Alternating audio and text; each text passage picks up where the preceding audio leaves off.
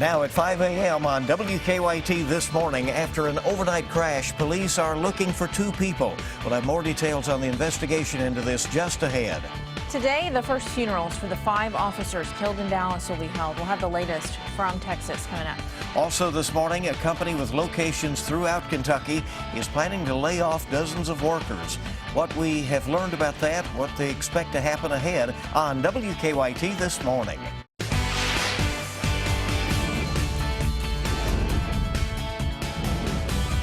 This is WKYT This Morning. Good morning. Welcome into you. Hope you're having a great day. I'm Rebecca Smith. I'm Bill Bryant, and it is good to have you with us on WKYT on this Wednesday, the 13th of July. We had a lot of rain yesterday, just here and there. Is that right? Coming I don't know. through, as the day went along. Let's check in with Micah to see what today holds. And that rain, that did not bother me whatsoever. I like that type of rain where you have some heavy downpours, you have a little bit of lightning here and there. But at least we didn't have any severe weather. There wasn't any severe weather expected. It was just some beneficial rain to the yards. And you're getting a few blips here and there down towards southeastern Kentucky early this morning. And I expect at least a couple of rumbles of thunder today. Couple of rumbles, not like you saw yesterday. There's a small chance of rain today at about 30%. So we can't rule it out. We can't rule out a stray cell passing by you. However, most stay dry at 89 degrees. It's more about the temperatures today than anything else. Then we hit Thursday and Friday. That's going to be a different story because that's when a front rolls on through. Now, is it a complete washout? I mean, are you going to be able to get your plans in? Well, I'm going to break that forecast down for you coming up in a few minutes. Okay, and we'll see you then. Thank you, Micah. Well, police are looking for 2 people this morning after an overnight crash in Lexington. And they say 2 different drivers lost control, one crashing into a house, another crashing into a parked vehicle. WKYT's Mark Barber is live with more on the investigation into this. Hey, Mark. Good morning, Bill. This hit-and-run crash happened 4 hours ago on Whitney Avenue. Investigators say in all, there were 3 vehicles, 2 drivers, and 1 house involved in this crash. Police say that the driver to blame for this mess is a person behind the wheel of a Chrysler 300. That driver hit a van and spun off into a house around 1 o'clock this morning. The van then smashed into a 3rd car that was parked in a driveway. The driver of the Chrysler sped off, and the driver of the van also took off, leaving that van behind. Firefighters took a look at the house and they determined there's not any structural damage. However, the damage will be costly for the homeowner because the car knocked over a support column and it also damaged the concrete foundation. Now, the driver of that car that caused all the damage, that was last seen speeding off down Georgetown Street. Investigators are asking anyone with any information about this hit and run to call them. Live in Lexington, Mark Barber, WKYT. Mark, thank you. Today, the first of 5 funerals will be held for the officers killed in the Dallas attack. 3 officers will be buried today. Services for the other 2 will be Friday and Saturday. Those officers were shot as they stood guard during a peaceful Black Lives Matter rally. President Obama and former President George W. Bush were among the hundreds of people who attended a memorial service yesterday for the 5 fallen Dallas police officers. 5 chairs sat empty at the memorial, 1 for each officer. President Obama addressed America's racial divide and asked Americans to rise above the tensions. With an open heart, we can learn to stand in each other's shoes and look at the world through each other's eyes. They went where duty called. They defended us, even to the end. They finished well. We will not forget what they did for us. President Obama also met with the families of the fallen officers before he left Dallas. The military says the body of a missing Fort Campbell soldier has been found. Michelle Chamberlain is at our alert desk with more on what we know about this. The body of the soldier was found in the Little West Fort Creek, about 500 yards from where the soldier fell in last week. Fort Campbell and the Montgomery County Water Rescue Squad searched for the body for 5 days. The soldier was off duty Friday with 2 other soldiers when crews were called in after the soldier was swept away by the creek's strong currents. The creek was swollen due to heavy rains from severe storms. Now, the soldier's name has yet to be released until a family has been notified. Bill? Michelle, thank you. 3 teenagers charged in connection to the murder of another Mercer County teenager have pleaded not guilty. Yesterday, the 3 were in court. One of the suspects, 16-year-old Trent Easterling, is now charged as an adult. He is charged with murder and robbery. Police say Easterling shot 17-year-old Tristan Cole last April and left his body in a field. Tristan's family told us they can't understand why Cole was killed. he had a good heart and he was trustworthy. He was trusting of people. He didn't see no harm in anybody. Police also charged 18-year-old Megan Sims and 18-year-old Zachary Lay with evidence tampering. They say they tried to get rid of the gun. As final preparations get underway in Cleveland for the Republican National Convention, which is set to start Monday, CBS News has learned that Donald Trump will announce his vice presidential running mate by the end of this week. I guess he's got it down to 2 selections Apparently, right now. yeah. Hannah Daniels wraps up the latest from the presidential race. Team Trump plans to unveil its vice presidential pick this Friday. Yesterday, the presumptive Republican nominee campaigned alongside Indiana Governor Mike Pence, hinting the former congressman could be his potential running mate. I don't know whether he's going to be your governor or your vice president. Trump talked about his VP choice on Fox News Tuesday night. They have a fairly decent day. The billionaire businessman also called out Supreme Court Justice Ruth Bader Ginsburg after she said, "I can't imagine what the country would be with Donald Trump as our president." In a tweet overnight, Trump said the 83-year-old justice has embarrassed all by making very dumb political statements about me, adding, "Her mind is shot. Resign." Hillary Clinton will make an outstanding president, and I am proud to stand with her today. Former Secretary of State Hillary Clinton has waited 5 weeks for Bernie Sanders' support.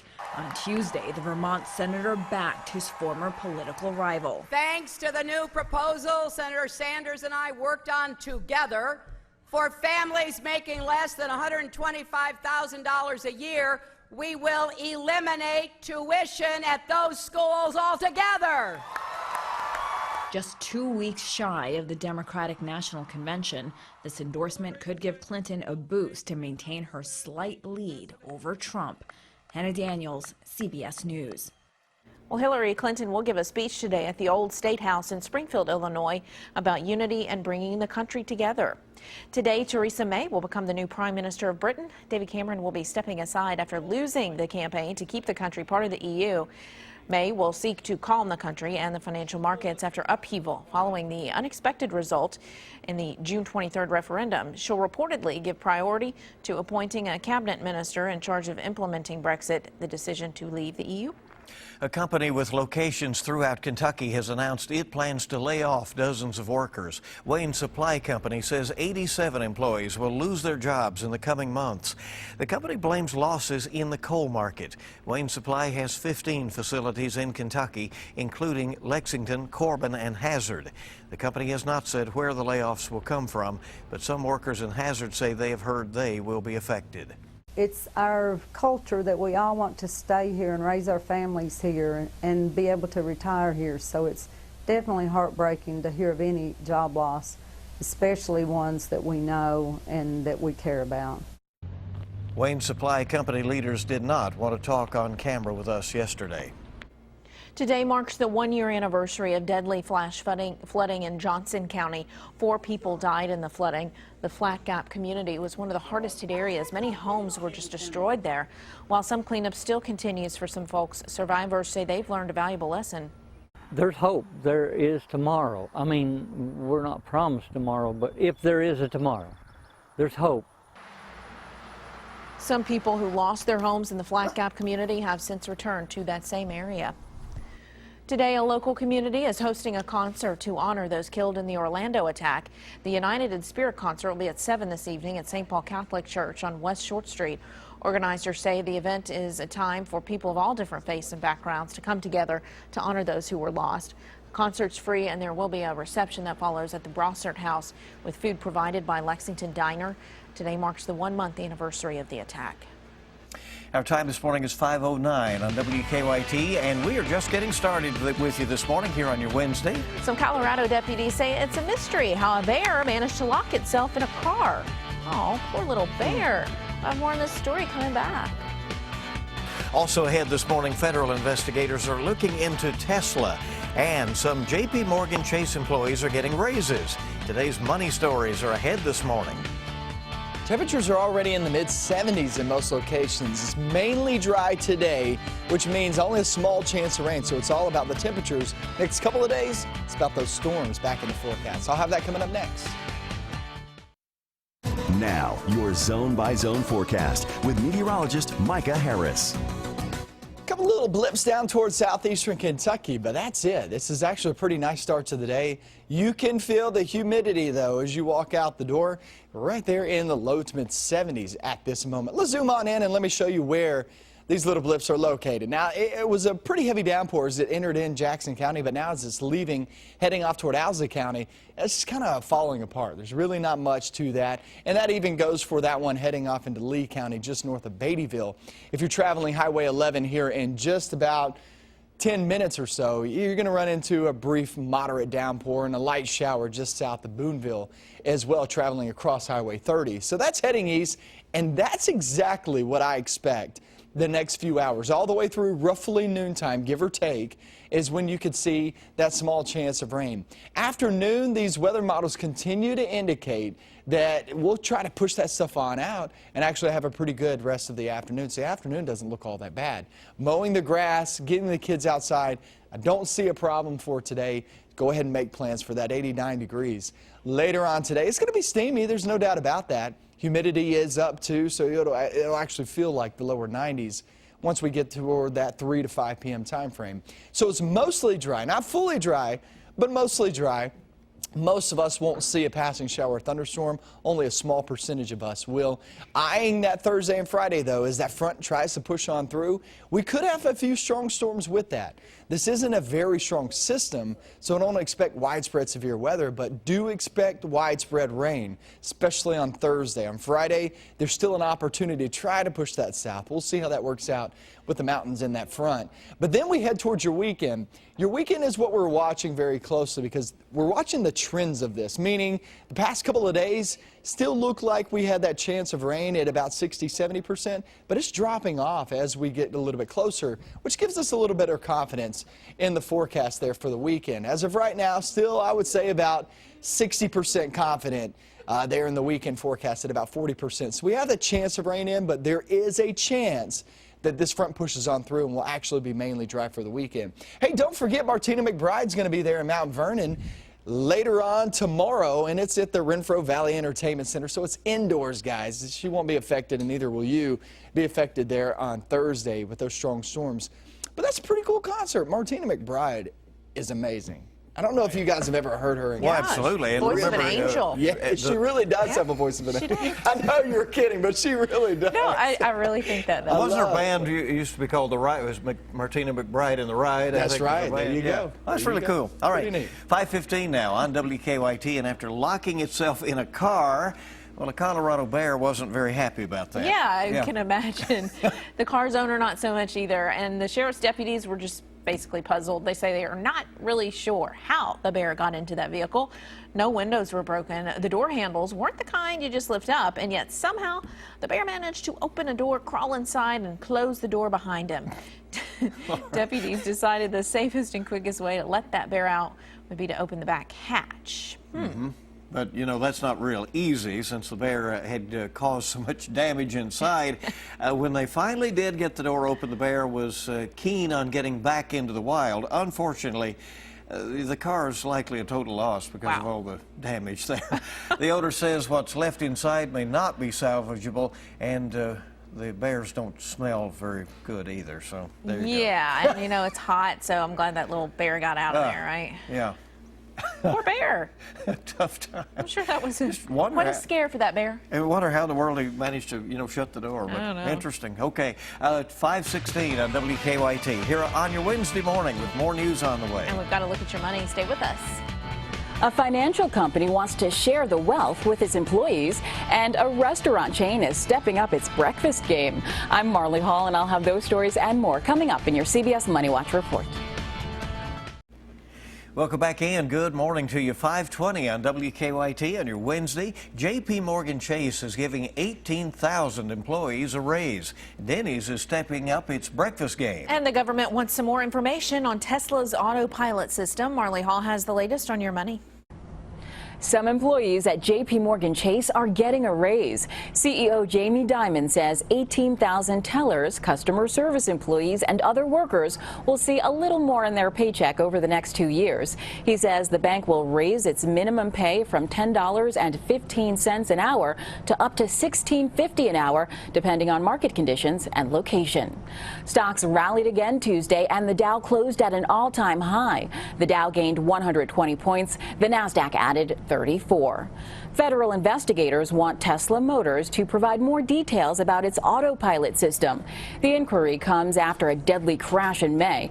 One of its cars failed to detect a tractor-trailer that crossed its path. Tesla says the vehicle's cameras couldn't distinguish the white side of the tractor-trailer from the brightly lit sky. Denny's is the latest chain to embrace America's appetite for fresh ingredients. The company will use fresh buttermilk and eggs in its pancake mix instead of pre-made powdered mix. Denny's says the pancakes will be 50% fluffier. That's your Money Watch. For more, log on to CBSMoneyWatch.com. In New York, I'm Marley Hall. All right, lots of developments to keep an eye on out there. Yeah, the fluffier the better, those pancakes. There you go. Breakfast. Okay, good to have you along. WKYT this morning on the air with all the latest coming up on 522 now. Sports is up next. A pair of former Wildcats are lighting up the NBA Summer League out in Utah. We also go to Rupp Arena, where the inside of Rupp is getting something of a facelift, and the All-Star Game. I've got the highlights for you coming up in sports.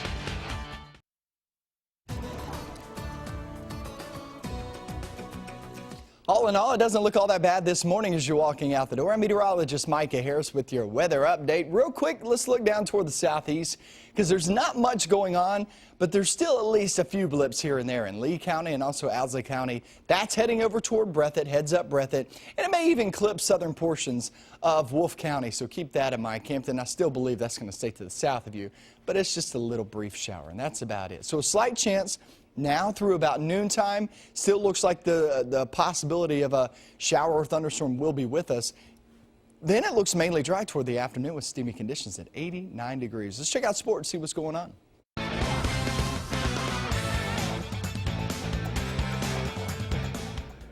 Rupp Arena opened in 1976, and it has been through many changes, and more work is going on right now. Big Bertha made its triumphant exit earlier this year. Years ago, the blue chairs replaced the multicolored chair backs. Now that reddish-orange air ducts, they're all being painted blue. Other amenities at Rupp Arena will be better wireless internet access for fans and other changes to the roof infrastructure, so Rupp will be more attractive for other events. I like the blue piping upstairs. Trey Lyles and the Jazz in Summer League action yesterday, taking on the Trailblazers. What a game for Lyles. Top of the key, three is good. Then from deep to beat the shot clock. This game would go to overtime. Jazz down by 5. Lyles hits his 5th three of the game. Now here's a wild play. Jazz down 2. 1.2 seconds left. Lyles tips in the missed free throw. We go to double OT, but the Heat would win it.